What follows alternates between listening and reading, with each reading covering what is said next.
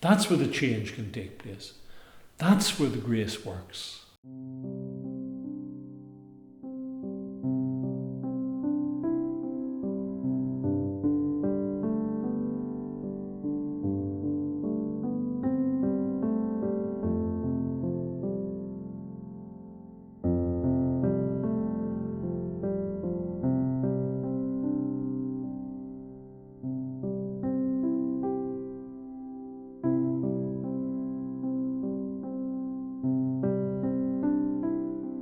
My name is Father Aelred Magee, and I'm a Cistercian monk in Our Lady of Bethlehem Abbey in Portglenone in County Antrim. Today I'm going to say something about the sacrament of reconciliation. So the sacrament of reconciliation, you're going to say, why is he calling it by that name? Surely we know it as confession or penance, and that's absolutely true. We've got into the habit of referring to the sacrament of confession, or going to confession, or making confession. And the same with penance. We still talk about kids making their first penance. But there's a slight problem with that use of language. You see, confession and penance are just parts of the celebration of the sacrament. Yes, they're absolutely important. In fact, you can't celebrate the sacrament without the confession of sins, and neither can you have the celebration without the imposition of a penance. The confession of sins lies at the heart of it because we come conscious that we have done wrong, or we haven't lived as we should have done. We haven't brought the duties of our Christian Catholic life to the front of our lives. So we fail in that respect. So we come to confess those moments when our Catholic life is broken down and through our own fault. And penance is that side that balances it up. Admitting that we've been wrong in those circumstances and by what we've done and said, we accept something to make reparation. We say, okay, I need to pray about what I've done, or I need to live out some charity more fully in my life in service of my brother and sister.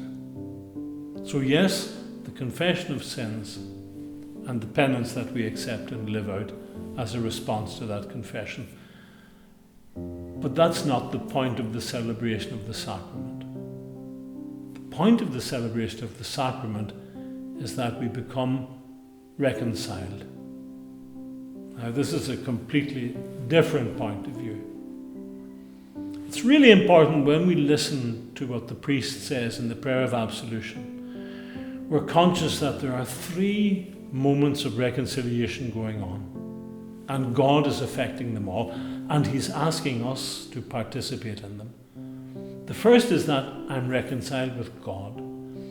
Because my sins offend against Him, I forget to respond to God's love for me by loving Him with all of my heart, with all of my mind, with all of my strength, with everything that I am. And so the sacrament and the grace that I receive there restores this relationship with God. In the second place, I'm reconciled with my brothers and sisters.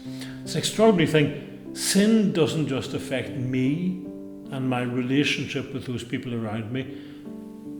It affects the entire mystery of the body of Christ.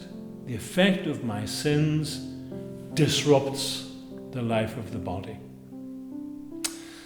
So when I'm given this grace of forgiveness and absolution in the sacrament, these relationships with my brothers and sisters whom I have offended and who need my forgiveness are restored. And the third restoration and reconciliation occurs with myself. And you know, society and the world tells us that we can become whole persons under our own steam today. Well, we can't. I don't have everything that it needs. But when I celebrate the sacrament, God gives me the grace to become the person that he wants me to be, and he invites me to work with this grace. He begins to put together the broken pieces, scattered pieces of my life that have become scattered through my sins. Isn't this an extraordinary sacrament?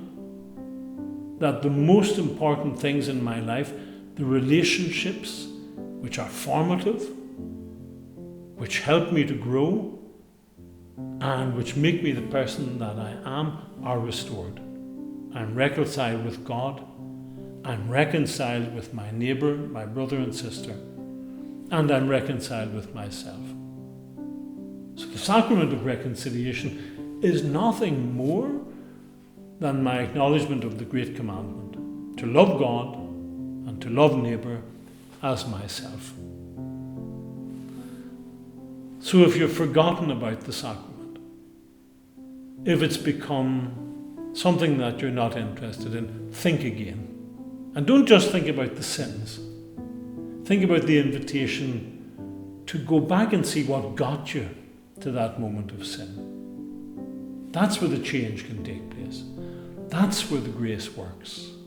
So that all of those relationships, in all of their beauty, are restored in your life.